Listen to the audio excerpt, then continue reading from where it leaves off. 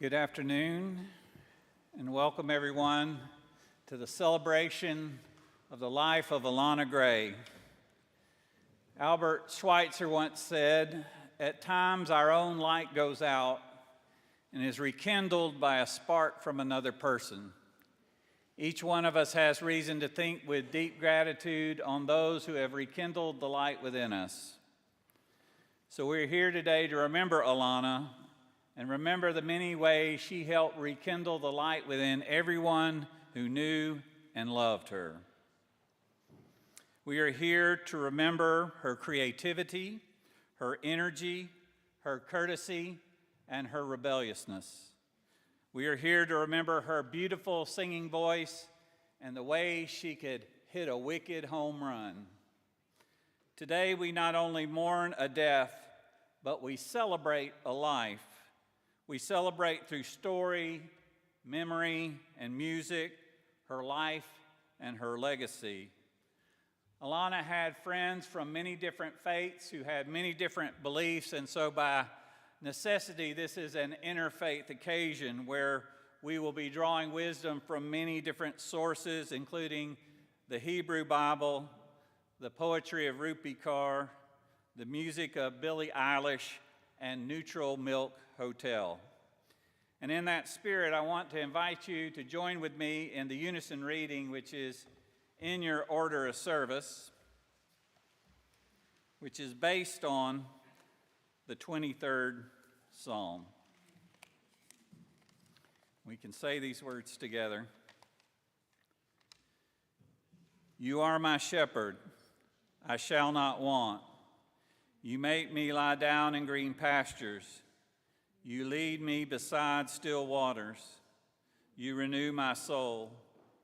You guide me along the right paths for your name's sake. Even though I walk through the valley of the shadow of death, I will fear no evil, for you are with me. Your rod and your staff, they comfort me. You prepare a table before me in the presence of my enemies. You anoint my head with oil, my cup overflows. Surely your goodness and mercy will follow me all the days of my life, and I will dwell in the house of the Lord forever. Now Joe will share a reflection.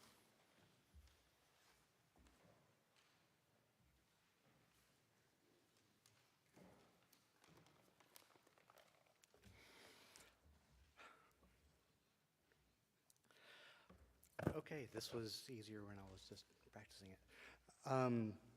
When Alanna was maybe 4 or 5 years old, we started in sports for the first time.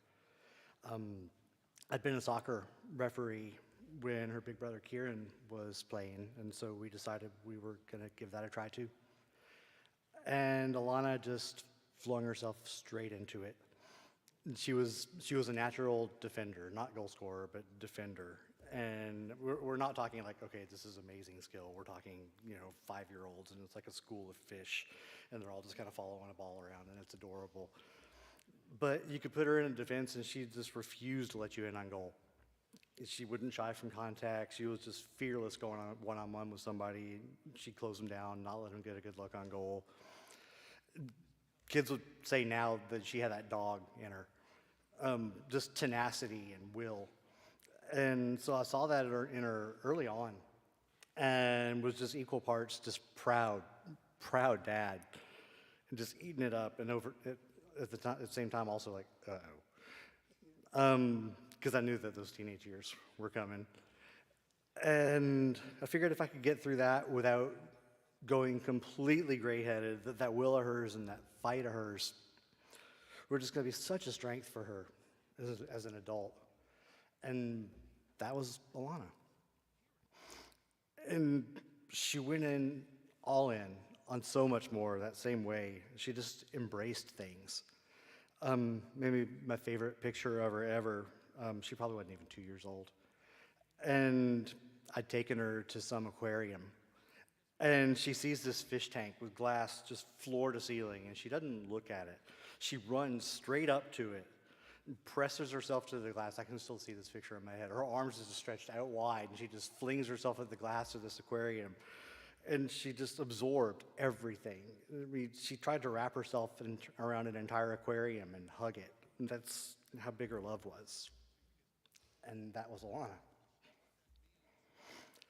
And if you were her people, she loved you unreservedly that same way. She went from 0 to sister with Grace in like a day. You know, one day we're playing softball and living in a house, just the two of us, and then the next day they're like sharing a bedroom and giggling and filling up notebooks with doodles and just being kids and being inseparable and getting in trouble and bickering. And later on, even if they clearly disagreed on some things, they'd be real with each other. And they'd express themselves openly and truthfully and be mad and then just go right on talking. And her friends all know, if you had her back, then she was ride or die for you. And that was Alanna. So one day she was a kid, and the next she's a tween. And she went from going to a Montessori school to a great big public school and having a culture shock. And she decided before long that she was 12 years old, going on 22. And she was just bound and determined that she was going to be treated as an adult. That she was going to live as she pleased. And sometimes that was good. She'd go after goals with a passion. And sometimes that was really not so good. And I think sometimes she was so fixated on autonomy that if I told her she had to breathe, she'd have grown gills. And she'd have said, okay, maybe so, but I'm going to do this my way. She just had this profound restlessness and sometimes sadness and about where she was in her life versus where she wanted to be, and that she wanted to be there right now. And eventually the measures that she took to find some stillness and some reprieve from that kind of sadness just took her instead. And that was Alanna. I have spent pretty much every moment of every day thinking about her, about all these facets of her, about the totality of her as a person. Now suddenly there's this profound absence when there was always so much wonderful presence, whether that was in a good time or a bad time. I always told her that she completely changed my life from the moment she came into the world,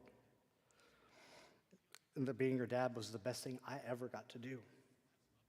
It was the best person I ever got to be. And loving her and sharing life with her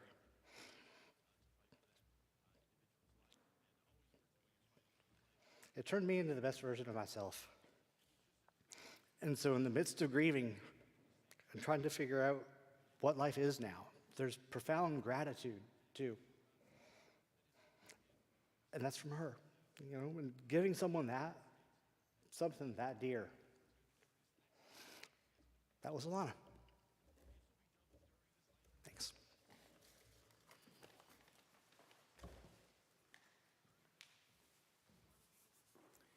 We'll now hear a song by Billie Eilish, Lovely, performed by Alanna and her friend Elizabeth.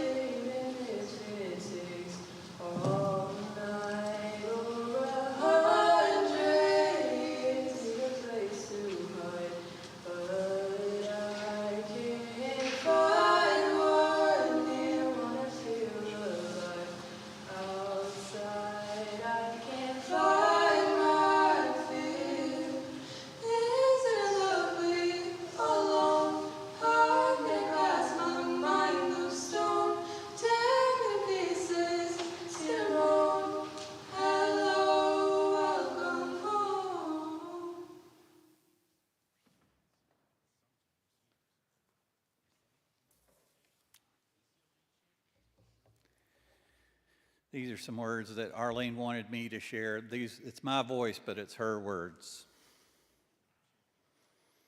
I've been looking at the lyrics interpretation of this song Alanna and her friends sang in middle school, which reminded me there was a TED Talk I once watched about addiction. And the quote there said, "The opposite of addiction is connection, not sobriety." And a quote I read from Psychology Today, addiction is not about the pleasurable effects of substances. It's about the user's inability to connect in a healthy way with other human beings. In other words, addiction is not a substance disorder, it's a social disorder. The main chorus to Lovely is about finding her way out of depression. The lyrics go, "Oh, I hope someday I'll make it out of here, even if it takes all night or 100 years. Need a place to hide, but I can't find one near. Want to feel alive, outside I can't fight my fear."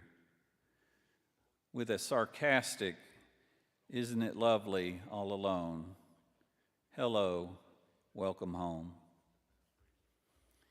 Arlene invites us to look around the room and know that we are not alone. Let us allow ourselves to reach out to others for help, talk to a trusted adult or a friend, find therapy, but please don't turn to substance abuse. Numbing the pain makes it worse when one comes down and feels it, and today we are all feeling it.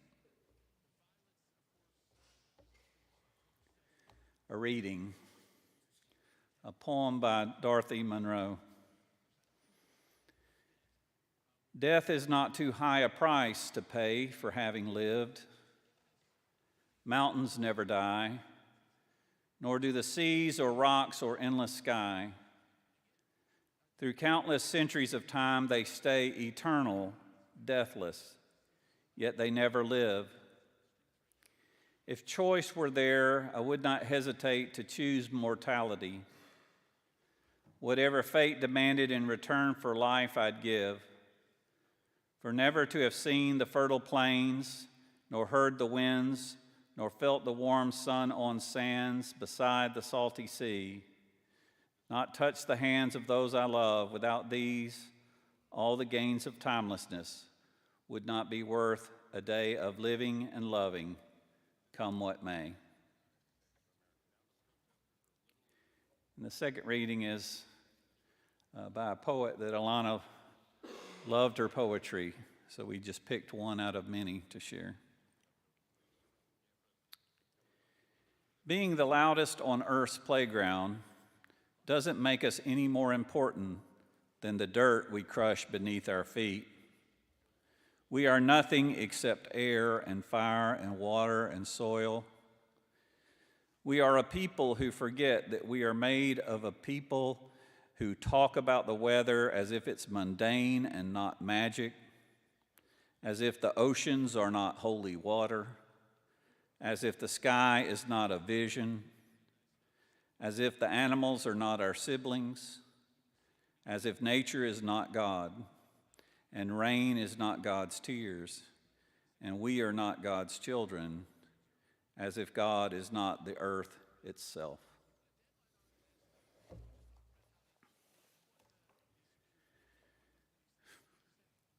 She was born on Halloween, which seems appropriate because coming into this world can be a very scary thing. After the service, you'll have a chance to see some of Alanna's childhood photos, and one that Arlene shared earlier was her at a Easter egg hunt here at the church, and she had cupcake crumbs all over her face. She's in preschool. Bunny ears over her head, and courtesy of face paint, a pink nose and whiskers, and a t-shirt that said, "Trick or treat." In her more recent years, we knew her as a teenager, and yet there was something always childlike about her. Her love of living things, whether it be the plants in the sunroom, or big furry dogs.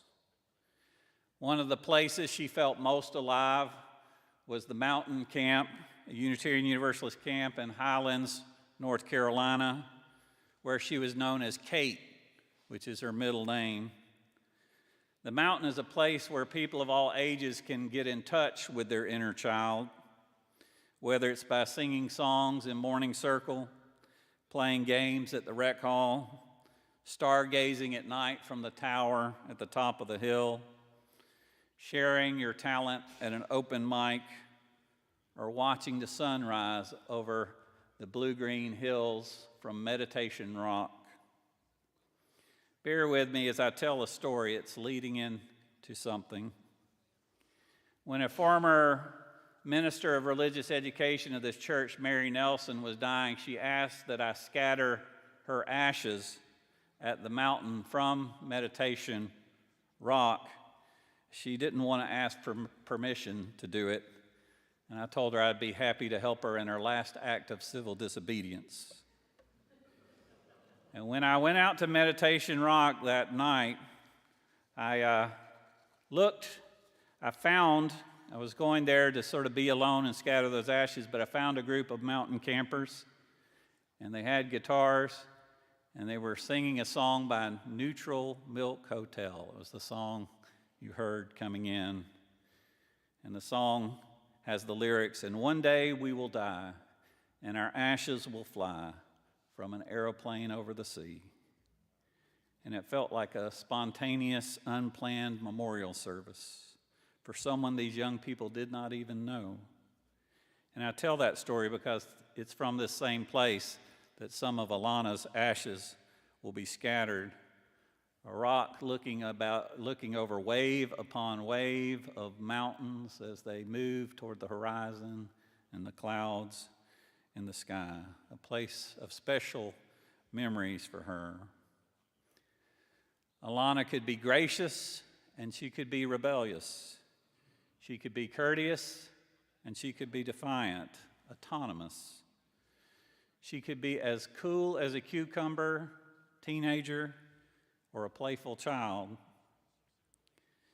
We live in an addictive society, and Arlene mentioned that the opposite of addiction is community, connection. Another thing that's the opposite of addiction is freedom. The word addiction has the same root word as dictator. And I watched my own brother struggle with addiction, and he also died at a similar age as Alanna, so I know the pain and struggle of watching someone and go through that situation. But the goal in life is freedom, and that's what Alanna would want for all of us. Not freedom from all oppressors, whether they be above us or in us. Be able to say, free at last, to move in the direction of greater freedom. Alanna died way too young, and yet in her youth she made a very adult decision. When she got her driver's license, she made sure it said that she was an organ donor. That was her choice. And the day she died, March 11th, 2024, as she was being wheeled to the operating room, doctors and nurses, secretaries and janitors, people just visiting a hospital line the hallway in a tradition that's known as the honor walk to honor that decision. All the people at the Children's Hospital of East Tennessee lined the hallways in silent appreciation of her very adult decision. And because of that decision, 4 lives have been saved.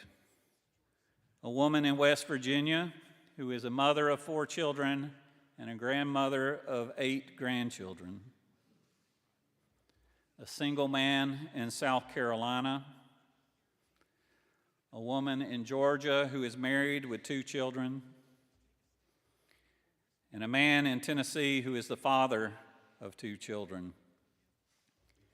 Even in death, Alanna continues to give life. Arlene and Joe, thanks for bringing her into the world.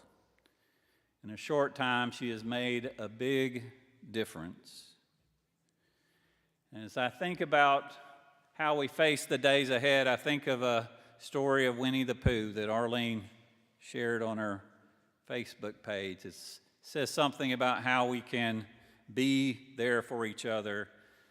Piglet and Pooh go and try to find Eeyore because they haven't seen him around in a while and they think he may be depressed. And when they find Eeyore, Eeyore says, "All I can tell you, Pooh and Piglet, is that right now I feel really rather sad and alone and not much fun to be around at all, which is why I haven't bothered you, because you wouldn't want to waste your time hanging out with someone who is sad and alone and not much fun to be around at all." And then Pooh and Piglet didn't leave, and they stayed with Eeyore. And Eeyore said, "What are you doing?" And Pooh said, "We're sitting here with you because we are your friends.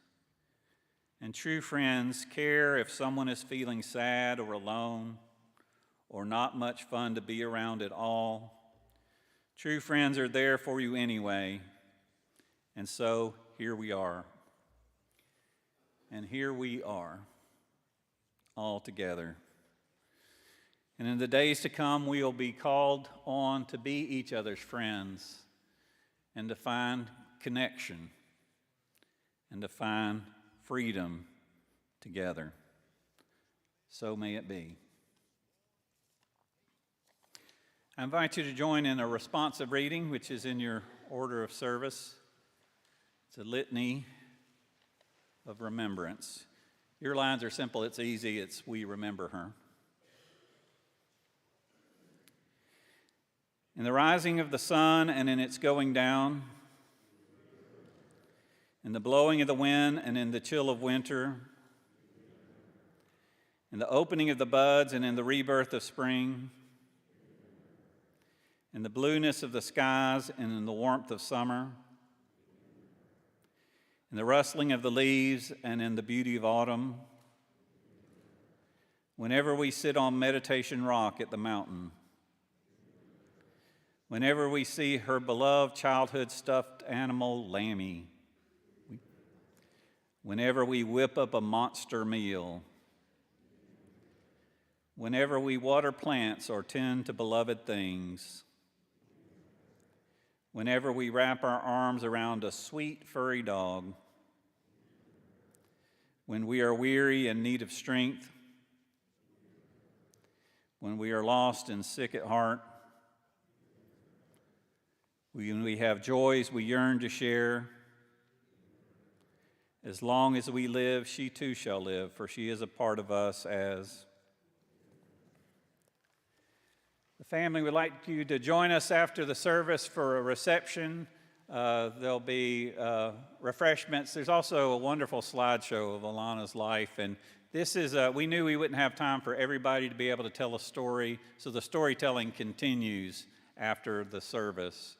So I will extinguish this chalice as our last act of worship together, but nothing can extinguish the light and love that Alanna brought into the world as long as we remember her. Go in peace.